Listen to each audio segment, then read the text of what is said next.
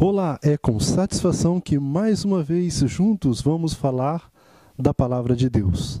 Vamos pedir a presença de Deus nesse estudo através de uma oração? Querido e amoroso Pai, pedimos a Tua presença nesse estudo, através do Seu Santo Espírito, que possamos falar inspirados por Ti e que a pessoa que escutar possa escutar e entender de acordo com o Teu Santo Espírito, porque reconhecemos que sem Ti nada somos. Isso lhe pedimos e agradecemos em nome santo de Jesus. Amém. Estamos iniciando o 9º estudo dessa série Graça e Salvação. Hoje vamos falar sobre santificação. O estudo anterior falamos sobre justificação. Justificação pela fé. Santificação pela fé. Ambos é pela fé. Na justificação pela fé, Cristo nos dá uma ficha limpa. O pecado entrou no mundo, todos nós somos injustos, e Deus não justifica nenhum injusto. Então o que ele fez? Ele morreu na cruz do Calvário por nós. Então a justificação pela fé é o que Cristo fez por nós. Santificação pela fé é o que Cristo faz em nós, dentro de nós. Essa é a diferença, né? Santificação pela fé, justificação pela fé. Muitas pessoas querem ir ao céu, querem, né, uma nova terra, mas não quer que Deus mexa nela. Quer me dar o título para o céu? Tudo bem, agora não vem mudar meus gostos, não. É isso que as pessoas querem na maioria das vezes. Não quer negar a si próprio, não quer adaptar-se para a nova terra, mas para uma pessoa ser salva, para a justificação pela fé ser válida em sua vida, precisamos não só permitir, mas ficar conectados em Cristo diariamente, constantemente, para que Ele possa operar dentro de nós uma transformação. Vemos no estudo anterior que Deus não muda. Qual é a condição para a vida eterna? Perfeita obediência à lei de Deus. Transgrediu a lei, qual que é o resultado? É morte. Vemos ali o exemplo também da pessoa que atropelou um motoqueiro no sinal vermelho, transgrediu a lei. Eu vou dar um outro exemplo agora, o exemplo de santificação. Imagine que uma pessoa ali assassine, mate o ente querido seu. Aí essa pessoa vem pedir perdão para você. Você deve perdoar? Sim, deve perdoar. Um arrependimento verdadeiro, a pessoa ela tem que restituir o dano que ela causou. Zaqueu, por exemplo, quando ele se arrependeu, ele restituiu 4 vezes mais as pessoas que ele tinha defraudado. Então uma pessoa matou, ela tem que restituir. Ela vai restituir o quê? Dando a própria vida. O que acontece? Ela vai perder a vida. Assim acontece com o pecado. Quando nós pecamos, qual que é a restituição? É a própria vida. Cristo, Ele faz esse milagre. Ele deu a própria vida em nosso lugar. Ele restitui de forma correta. O perdão é uma realidade com restituição somente em Cristo. O perdão vem para nós gratuitamente, mas o perdão, ele custou um preço infinito. Custou o quê? O sangue de Cristo em nosso favor. Então não deve ser levado levianamente. Sabemos que o homem não pode ser justificado por obras da lei. A lei não justifica, não perdoa, mas a lei, o que acontece? Ela condena. E depois que a pessoa é justificada, ela deve andar em conformidade com a lei, porque a lei vai estar a qualquer momento ali disposta a condenar. Falar que Deus mudou a sua lei é acusar Deus de ser de duas palavras, de ser um Deus inconfiável. Isso não tem a menor coerência, nem no Antigo nem no Novo Testamento. Por que muitas pessoas pegam umas passagens isoladas e começam a afirmar que Deus mudou a sua lei, aboliu a sua lei? Porque essas pessoas têm uma visão parcial da Bíblia. Essa série de estudos bíblicos está apresentando uma visão bíblica com harmonia em todas as passagens bíblicas, com coerência. E na coerência nós vemos que em lugar nenhum se muda a lei. A lei da gravidade, vai abolir a lei da gravidade? Os 10 mandamentos é tão essencial para a paz do homem como a lei da gravidade. Sem os 10 mandamentos não existe felicidade, não existe harmonia, não existe ordem. Após o perdão de nossos pecados, precisamos viver em harmonia com com a palavra de Deus, em novidade de vida. Vemos o que está escrito em Romanos 6 e 4. Acompanhe. De sorte que somos sepultados com ele pelo batismo na morte, para que, como Cristo foi ressuscitado dentre os mortos pela glória do Pai, assim andemos nós também em novidade de vida. O que seria andar em novidade de vida? Sabemos que é uma obediência, uma nova criatura, uma nova pessoa. Se antes eu era maldoso, orgulhoso, egoísta, hoje com o poder de Deus eu sou nova criatura. As pessoas veem isso em mim. Não sou mais maldoso, não sou mais orgulhoso, não sou mais egoísta. Isso seria andar em novidade de vida. Qualquer pessoa de sã consciência, um empreendedor, por exemplo, ele é um fiel cristão. Uma pessoa que não é um fiel cristão, não segue a palavra de Deus, ela tem algum distúrbio, geralmente, na maioria, ou falta de conhecimento. Imagina vida eterna. O que você daria para ser jovem eternamente? O que você daria para ter vida eterna, cheia de felicidade, ter saúde? Você não daria tudo o que você tem? Qualquer um empreendedor seria obediente e fiel se entender a palavra de Deus e as bênçãos que existem nisso. Mas ser fiel apenas não basta. Qual é a vontade de Deus para nós? Me acompanhe em 1 Tessalonicenses 4 e 3. Porque esta é a vontade de Deus, a vossa santificação, que vos abstenhais da fornicação. A vontade de Deus para nós é a nossa santificação. Deus deseja que sejamos santos. Então, ser fiel é sinônimo de ser santo? No estudo anterior, falamos da justificação que Deus faz por nós. E falamos que ele faz em duas principais etapas, né? Primeiro, nós já nascemos justificados. Nós não somos responsáveis pelos pecados que nossos pais cometeram, ou que Adão e Eva cometeu. Não somos responsáveis por eles. Seremos responsáveis por nossas escolhas. Nascemos com uma ferramenta inadequada para viver uma vida de santidade. Inevitavelmente, todas as pessoas pecaram, né, no passado. A pessoa pecou e Deus resolve esse problema. Como ele resolve esse problema? Nos concedendo perdão de nossos pecados e nos dando poder para ser justos daqui para frente. Vamos recapitular 1 João 1:9. Se confessarmos os nossos pecados, ele é fiel e justo para nos perdoar os pecados e nos purificar de toda a injustiça. É uma tendência natural do ser humano caído lembrar só dos direitos e esquecer dos deveres. Nós lembramos só que Deus perdoa os nossos pecados, ele nos justifica, mas não lembramos de que Deus também nos purifica. Ele realiza em nós a purificação de toda injustiça. Então, com o poder de Deus, nós, apesar de ter uma ferramenta inadequada para viver uma vida santa, mas Deus nos concede essa oportunidade. Por isso que devemos viver pela fé, santificado pela fé, confiando na palavra de Deus, que Deus não permite nenhuma tentação maior do que nós podemos suportar. Tudo posso naquele que me fortalece. A justificação e a santificação não dependem só de Deus, porque as duas andam juntas. A justificação Cristo já fez pelo homem, morrendo na cruz do Calvário. Esse perdão é concedido para nós se nós aceitarmos. Ambos têm os dois, a parte de Cristo e a parte do homem. Qual é a parte do homem? Permitir que Cristo transforme o seu coração hoje. Em Romanos 2 e 13, vemos que só serão justificados no final, por ocasião da segunda vinda de Cristo, os que obedecem à lei. Os que ouvem a lei, mas não praticam, não serão justificados. No estudo de hoje, estamos aprendendo que a santificação é o desejo de Deus para nós. Mas o que é santificação de fato? Me acompanhe em Judas. Judas só tem um capítulo 1 e verso 1. Judas, servo de Jesus Cristo, irmão de Tiago, aos chamados, santificados em Deus Pai e conservados por Jesus Cristo. Então, uma pessoa santificada é uma pessoa conservada por Jesus Cristo. O que seria conservado? Se Cristo simplesmente nos desse o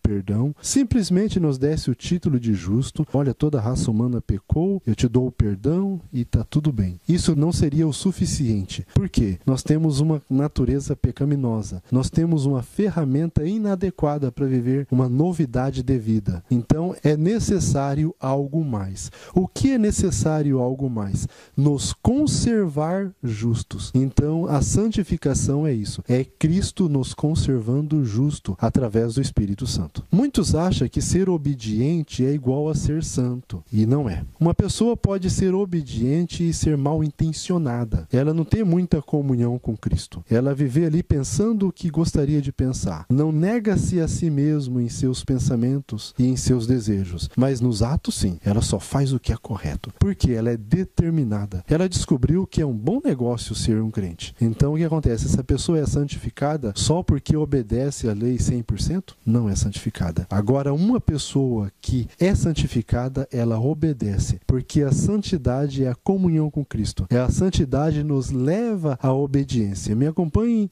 1 Pedro 1 e 2. Eleitos segundo a presciência de Deus Pai, em santificação do Espírito, para a obediência e a aspersão do sangue de Jesus Cristo. Graça e paz vos sejam multiplicadas.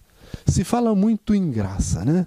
A graça de Deus, somos salvos pela graça. Sim, somos salvos pela graça e nos mantemos salvos pela graça. Só a graça de Cristo é um poder dado para nós, nos mantém em obediência à palavra de Deus. O que mais Cristo nos diz sobre a santidade? Me acompanhe em João 15 e 5. Eu sou a videira, vós as varas. Quem está em mim e eu nele, esse dá muito fruto, porque sem mim nada podeis fazer.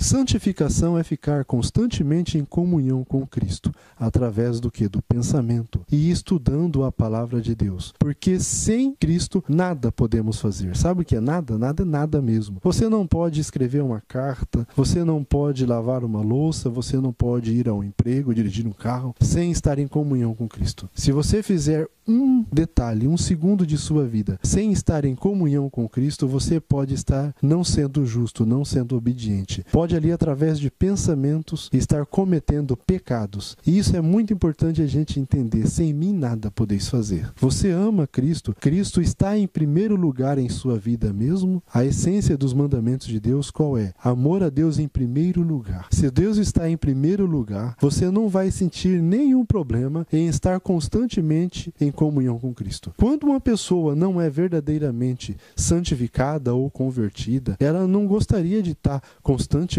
pensando em Deus, ela enjoa. Nossa, como escutar música sagrada o tempo todo, nossa, isso dá neura, né? Ficar falando só da palavra de Deus o tempo todo, nossa, que coisa mais chata. Por quê? Porque essa pessoa não é convertida. Se você tem esse mau desejo, esses maus traços de caráter, peça que Deus transforme o seu caráter, os seus desejos. Deus tem poder de retirar esses maus traços de caráter e transformar-nos em nova criatura e a gente sentir prazer em ficar conectados a Cristo, porque sem Ele nada somos. Existe uma passagem equivocada de Romanos 7, uma compreensão equivocada de Romanos 7. Eu aconselho vocês a ver no meu canal do YouTube, tem um vídeo do Mauro Carnassale que chama Romanos 7. O que Deus opera em nós? Me acompanhe em Filipenses 2 e 13. Porque Deus é o que opera em vós tanto querer como efetuar segundo a sua boa vontade.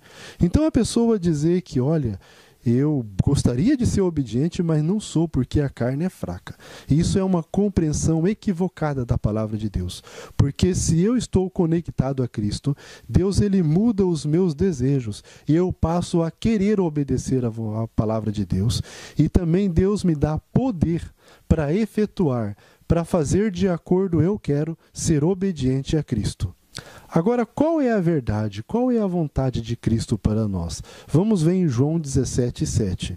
Santifica-os na verdade. A tua palavra é a verdade. Então, a vontade de Deus é que nós andamos de acordo com os princípios bíblicos. A palavra de Deus é a verdade. E nós devemos santificar através da comunhão com ela, constante. Se estamos conectados a Cristo, nós somos santos, obedientes. E esta conexão com Cristo deve durar durante a vida toda. Existe um equívoco muito grande em citações nível na Bíblia. As pessoas acham que por a santificação ter que durar a vida toda, a gente nunca vai ser santo. Só vamos ser santos por ocasião da vinda de Cristo. Essa é uma interpretação muito equivocada. A santificação deve durar a vida toda sim, porque nós devemos estar conectados em Cristo a vida toda. E para sermos obedientes a vida toda, precisamos estar constantemente em comunhão com Cristo. Se perdemos a comunhão, a gente passa a ser o quê? Mal intencionado. Mesmo fazendo o bem, vai ser fazendo o bem mal intencionado. Para fazer o bem com um coração puro e transformado, precisa do poder de Deus. Nós devemos reconhecer as nossas debilidades. Em todos os estudos estamos vendo uma citação de Ellen White comprovando o raciocínio. Esse estudo não é assim um Misael que tirou da cabeça dele, não. Esse estudo é um estudo bíblico, mas também ele é confirmado nos escritos de Ellen White. A citação de hoje está em Atos dos Apóstolos, página 314, segundo parágrafo. Acompanhe. Não sabemos quão terrível será a nossa luta no dia seguinte. Enquanto reinar Satanás, teremos de subjugar o próprio eu e vencer os pecados que nos assaltam. Enquanto durar a vida, não haverá ocasião de repouso. Nenhum ponto a que possamos atingir e dizer: alcancei tudo completamente. A santificação é o resultado de uma obediência que dura a vida toda. Nenhum dos apóstolos e profetas declarou jamais estar sem pecado. Homens que viveram o mais próximo de Deus, que sacrificaram a vida, de preferência cometer conscientemente um ato mau, homens a quem Deus honrou com sua divina luz e poder, confessaram a pecaminosidade de sua natureza. Eles não puseram a sua confiança na carne, nem alegaram possuir justiça própria, mas confiaram inteiramente na justiça de Cristo. Vemos aí esse estudo que nós passamos de santificação, deixa esses preceitos muito claros. Uma pessoa que não tem essa ideia de santificação correta, ela lê isso e começa a falar: tá vendo, a nossa natureza é pecaminosa, né? Ninguém consegue ser santo. Olha, isso é uma visão muito equivocada, muito parcial e muito precipitada desse texto. Esse texto nos deixa bem claro que a santificação é o quê? É o resultado de uma obediência que dura a vida toda. Esses homens eram santos, eles eram santos, mas eles não eram santos por causa de sua natureza, não. Por causa de suas forças, não. Eles eram santos por quê? Porque eles permitiam que Deus operava neles o querer e o efetuar. Porque o apóstolo Paulo diz mesmo: não vivo eu, mas Cristo vive em mim. As obras de Cristo eram vista através de suas atitudes. Se nós permanecermos conectados a Cristo, aí seremos santos. Não por nossas próprias forças. Quando a gente fala: olha, eu fiz isso, eu fiz aquilo, eu faço, reformas, eu guardo sábado, eu como alimentação correta, eu sou um exemplo. A pessoa está confiando em si, está cheia de orgulho e cheia de arrogância. Por quê? Porque sem Cristo nós não somos ninguém. Nós somos uns pecadores. Agora, quando nós confiamos em Cristo e temos noção disso, que sem Cristo nada somos, aí nós passamos a ser verdadeiramente santificados. Cristo, apesar de ele ter uma natureza semelhante à nossa, uma natureza fraca, uma ferramenta inadequada para ser santo, ele foi santo. Ele é o modelo em que nós possamos chegar após ali a conversão, após o novo nascimento. E Cristo pode nos dar poder para mantermos santos até o final. Eu acredito na palavra de Deus e eu acredito que Cristo tem poder de me dar força para obedecer a sua lei e fazer a sua vontade. Você acredita nisso? Obrigado pela atenção e até o nosso próximo estudo. Tantos são seus afazeres que te esqueces de Jesus. Despreza o estudo e oração. Ou estarias prontos e repletos de emoção, se tu hoje encontrares com Jesus. É real teu desejo de vê-lo voltar. Tu anseias por teu teu Salvador. São teus lábios louvor, és tua vida, amor. Queres mesmo ver Cristo voltar? Se Jesus viesse hoje, qual seria o teu sentir? Talvez tu procurasse se esconder devido a algum pecado que não queres submeter. Que horror, com os ímpios perecer. É real teu desejo de vê-lo voltar. Tu anseias por teu Salvador. São teus lábios louvor, és tua vida, amor. Queres mesmo ver